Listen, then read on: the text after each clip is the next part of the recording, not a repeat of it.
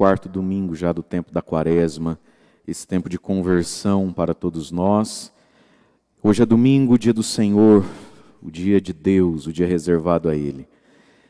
E nós temos que alegrar no primeiro momento o nosso coração, porque no meio dessa coisa tão diferente que é celebrarmos assim, a alegria se você está aí com a sua sala, com o seu quintal, com o seu altarzinho, com um celular, com um computador, projetando a televisão ou o seu rádio ligado e vivenciando essa missa. Essa é uma graça muito grande, a graça da fé.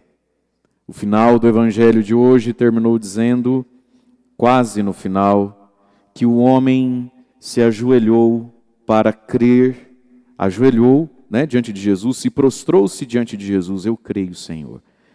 Esse tempo em que vamos viver assim, desse modo, a fé, estar aí do outro lado de uma tela, enquanto poderíamos estar fazendo outra coisa, é o modo da gente se prostrar diante de Jesus. O reconhecimento da fé. No fundo e no fim, esse foi o problema dos fariseus do Evangelho. No fundo e no fim, esse é o problema do nosso mundo. A dificuldade de se prostrar diante de Jesus. A relutância. Todos nós conhecemos, Deus nos livre de ser, todos nós conhecemos pessoas relutantes, aquele que luta de novo naquilo que já perdeu. Foi o evangelho de hoje. Onde é que foi que os fariseus não entenderam como é que abriu o olho do cego e quem foi que abriu o olho do cego? Para que perguntar 1000 vezes, para ouvir 1000 vezes a mesma resposta, se você já entendeu a pergunta que fez, a resposta que escutou? Mas eles são relutantes. E aqui está, meus irmãos, esse pecado precisa sair verdadeiramente, meus amados, da nossa vida, o pecado da relutância. A gente fica relutando contra Deus. A gente já não entendeu, a gente já não sabe. Por que é que a gente não se rende àquilo que já sabe? De novo a mesma pergunta, de novo a mesma relutância, e tudo isso para esconder apenas que a gente no fundo e no fim não quer se dobrar, não quer se prostrar diante de Cristo. Quantas pessoas tristemente preferem as suas perguntas, para esconderem as suas maldades.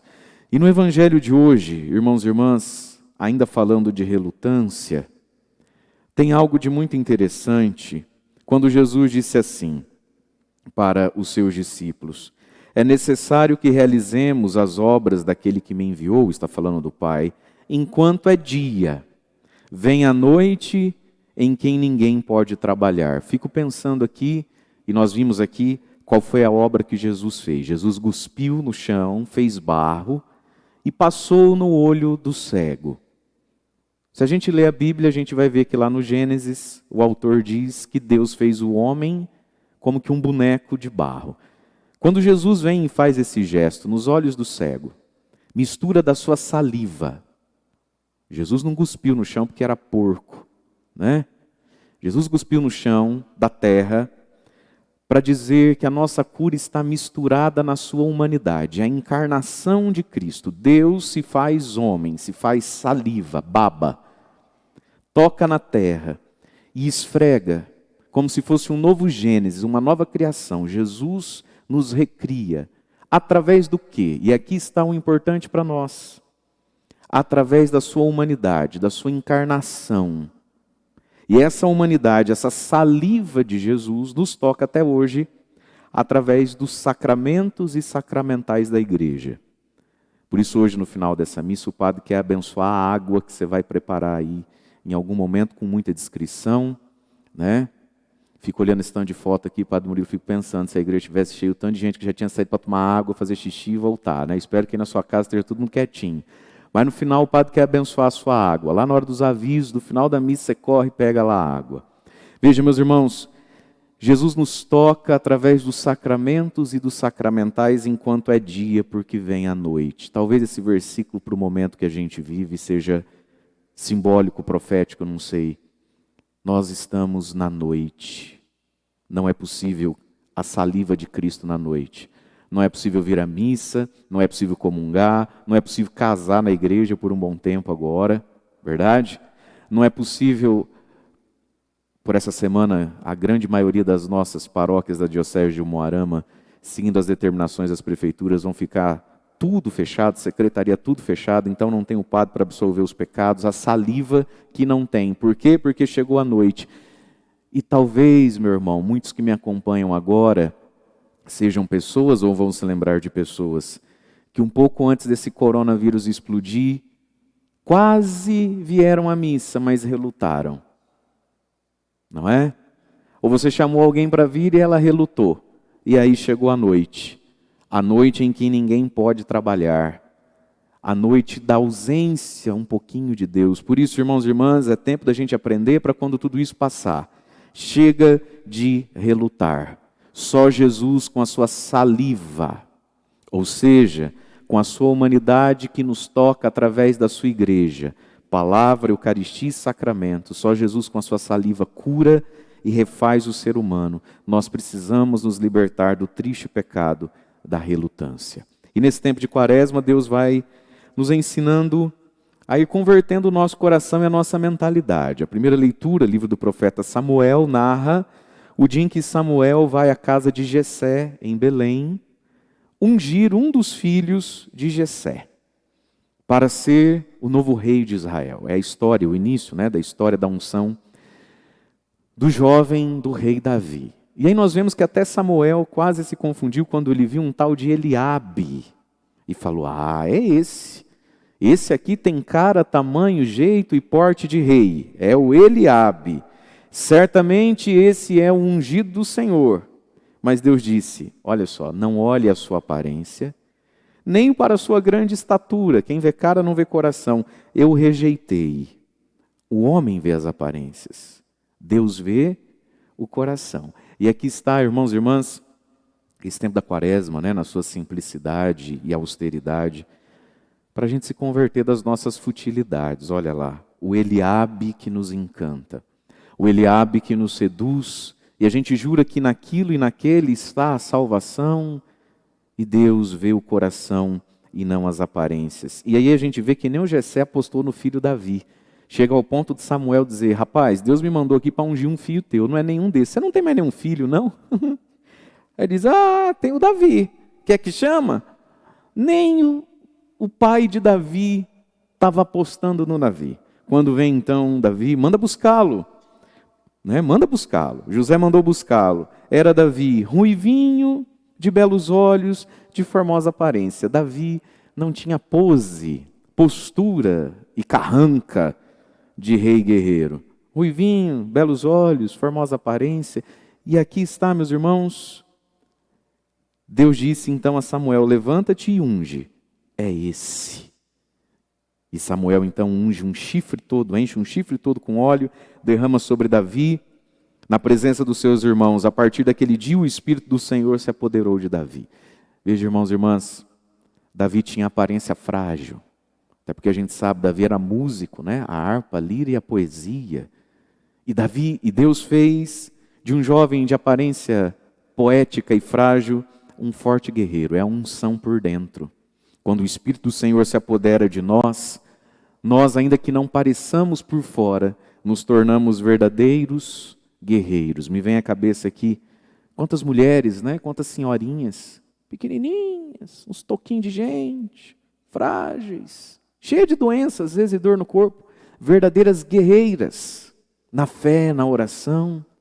Quantos jovens também hoje, de bela aparência, precisando viver a vida mais por dentro, robustos do Espírito de Deus. Essa é uma possibilidade que Deus nos abre quando a gente abre o coração ao Senhor. O Salmo, que a gente cantou tão bonito, para esses tempos nossos. O Senhor é o pastor que me conduz. Não me falta coisa alguma. Deus nos conduz. Nesses tempos difíceis, é Deus quem vai nos conduzindo com a força do seu nome e da sua palavra. Nesses tempos também onde nós somos chamados a sair da relutância e da cegueira. A segunda leitura de Efésios 5, a partir do versículo 8. Irmãos, outrora, antigamente, vocês eram trevas, mas agora são luz, vivei como filhos da luz. Viver como filho da luz. E como é que a gente sabe se a gente é filho da luz? Bom, se somos filhos da luz, nós precisamos dar alguns frutos. O fruto da luz chama-se, disse Paulo, bondade, justiça e verdade. coisas que faltavam nos fariseus do templo. Diante daquele milagre, a luz se iluminou sobre eles e eles não revelaram ter neles nem bondade, nem justiça e nem verdade. É tempo de nós frutificarmos nessas três coisas. E também o dom do discernimento. Está ali no imperativo, discernir, ou seja, vocês precisam aprender. Discernir o que agrada ao Senhor. O discernimento. O que agrada a Deus, minha gente? Não é possível que a gente seja tão incapaz de discernir se é hora, se é vez, se é lugar. O padre quer se dirigir um minutinho agora às véias e os velhos que me acompanham. Não é possível que o senhor, que a senhora ainda não discerniu que você está correndo um sério risco de morrer se sair de casa. Discerne aí, meu filho. Ao redor, todo mundo parado, todo mundo fechando, e a senhora querendo dar uma volta. Discernimento. E aí então vai falar das obras das trevas e do desperta tu que dormes. Levanta-te dos mortos, para que Cristo possa te iluminar. E aí nós ouvimos, e voltemos então para o Evangelho. O homem é cego de nascença, triste ser cego. E fizeram para Jesus uma pergunta que muitas pessoas fazem hoje, que a gente às vezes quase sempre faz, diante do sofrimento humano. Mestre, quem pecou? De quem que é a culpa? Padre, isso tudo que está acontecendo é o diabo? É Deus? É o chinês? É uma conspiração? E diante de todos os outros sofrimentos da nossa vida, será que eu estou passando por isso, sofrendo isso, por causa disso, por causa daquilo? E Jesus dá uma pergunta tão inteligente, minha gente, porque muitas pessoas estão cegas por causa das perguntas que fazem. A gente faz pergunta que não tem resposta, e que se tivesse resposta também não resolvia nada. Então olha o que diz Jesus: nem ele nem seus pais pecaram, mas isso serve para que as obras de Deus se manifestem nele. Eu não sei qual dor você vive hoje, eu não sei qual dificuldade você passa, mas meu querido, nem meu pai nem minha mãe, isso serve, tem serventia o sofrimento humano quando entregue a Cristo. Isso serve para que as obras de Deus se manifestem nele. Esse câncer, esse desemprego, esse coronavírus, serve para quê?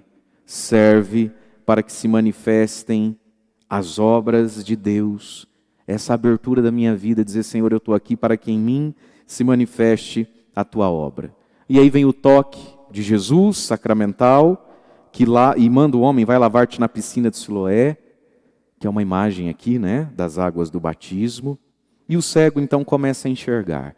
E quando o cego começa a enxergar, os que têm visão começam a ficar cegos, e nós vimos aqui toda a dificuldade. Primeiro, é ele mesmo? A dificuldade que as pessoas têm de acreditar na mudança, né? Não é. Mas meu Deus, se eu via todos os dias, se quase todo dia eu via e dava uma esmola para ele, agora porque ele abriu os olhos, será que é ele mesmo? Mas qual é a dificuldade de reconhecer que é ele mesmo? É ele mesmo, sim. Irmãos, milagres acontecem. Deus está vivo, o bem existe. Essa descrença que vai matar o mundo, essa descrença que nos afasta de Deus, é ele mesmo, não dá para ver que é ele, está na cara que é ele. E aí começam as perguntas, né? Como é que te abriu os olhos? E nós vamos vendo que o ceguinho começa a enxergar muito mais do que os fariseus, não é isso? Como é que ele te fez isso? E ele vai respondendo, olha, ele fez lama, mandou me lavar, agora eu vejo. E aí entra a grande polêmica. Se o homem não pode ser de Deus, ele não guarda o sábado. E aqui está, meus irmãos, o fruto da fé, da religião, não está nas regras, está nos próprios frutos. O próprio cego começa a evangelizar os doutores do templo. Olha, se ele é profeta, eu não sei, eu só sei, se ele guarda, eu não sei, eu só sei que eu era cego, eu enxergava, eu só sei que ninguém nunca fez isso, eu só sei. Se esse homem não é de Deus, como é que ele fez isso por mim? Mas tudo que eles enxergam é o cego. E uma das coisas, irmãos e irmãs, que muitas vezes nos cegam, e essa palavra agora é mais para nós que gostamos da igreja, da religião, das paróquias, né? Das coisas de Deus. Você viu ali a atitude dos pais? Ah, não sei, pergunta para ele. Eles morriam de medo de perder a comunidade. Nós precisamos entender, queridos, que às vezes, tristemente, nas nossas comunidades e igrejas, tem gente que não veio enxergar Jesus, nem se alegrar com o ex-cego. Tem gente que veio fazer parte de uma estrutura social, tem gente que veio fazer parte de algo que nos melhora socialmente, porque ele ele é tão da igreja. Tem gente que não veio enxergar Jesus e nem gosta que Jesus faça os seus milagres, porque se apega terrivelmente ao tal do sábado e acredita que a fé se mede pelo rigor das regras, que claro tem o seu valor, mas aí são regras que nunca abriram os olhos de ninguém. Quando chega o que faz o milagre, ele precisa ser excluído. E nós vimos os pais do ceguinho com medo de perder a comunidade. Mas se é uma comunidade que não te abre os olhos, se é uma comunidade que não te liberta, se é uma comunidade que não te faz crescer na fé, por que medo de perder isso aí? O cego não teve esse medo de ser excluído, de ser expulso, porque afinal de contas ele tinha encontrado Jesus. E aqui está, meus irmãos, as nossas amarras. Quantas vezes a gente relutou em dar um passinho a mais com Jesus para não perder meia dúzia de amigo, companheiro, ou seja lá o que for da vida, que são descrentes, que são críticos, e a gente ficou sem Jesus. Diz a palavra que o homem, o ex-cego, foi expulso da comunidade. Sabe o que eu fico pensando aqui? Que às vezes a melhor coisa que pode acontecer na minha vida é eu ser expulso de uma comunidade de cegos, legalistas. Às vezes a melhor coisa que pode acontecer com você e comigo é a gente ser rejeitado por quem não tem no fundo a fé e o Espírito Santo de Deus. Às vezes é bom a gente ser rejeitado. Às vezes na rejeição é Deus nos empurrando para os grandes propósitos da nossa vida. E aí então, a insistência de que Jesus é pecador por causa do sábado. E aí nós vamos ver que no fim disso tudo, o homem passa a crer. Bendito e louvado seja Deus pelas bênçãos, pelas curas, pelas pequenas e grandes graças que a gente alcançou ao longo da vida. Seja uma pequena libertaçãozinha, seja algo através de São José, de Nossa Senhora, louvado seja Deus. Tudo isso é Jesus querendo nos levar para perto dele ao ponto da gente se ajoelhar e professar a fé. Eu creio, Senhor. Irmãos e irmãs, vamos crer. Vamos crer e permitir que Jesus abra os nossos olhos. Vamos crer e permitir que Jesus nos faça frutificar nesses frutos tão bonitos que a palavra nos apontou, a bondade, a justiça, a verdade, o discernimento. Vamos crer e permitir que Deus, nesse tempo difícil, seja o pastor que nos conduz. Vamos crer e permitir que o Senhor visite hoje as nossas casas e derrame sobre nós da sua unção, como derramou sobre o rei Davi. Ainda que ninguém aposte em você, ainda que ninguém aposte em nós. E nós estamos em tempos, e cada vez mais vai ser assim, onde a aposta do mundo não vai ser a igreja. Nós estamos em tempos onde cada vez mais vai ser assim. O mundo só enxerga Eliabe. Dinheiro, política, poder, prazer, grandes respostas, grandes situações. E às vezes a igreja vai passando nesse mundo como Davi. A igreja esquecida por tanto tempo, esquecida por tantas vezes. Mas é na fragilidade, na pequenez de nós todos que hoje estamos reunidos espiritualmente nas telas de computador, celular, em ondas de rádio, nessa igreja templo, que cada vez mais se encolhe diante do mundo, vai sendo de verdade esquecida, rejeitada.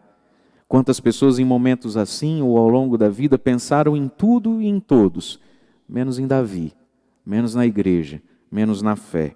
Nós somos essa igreja.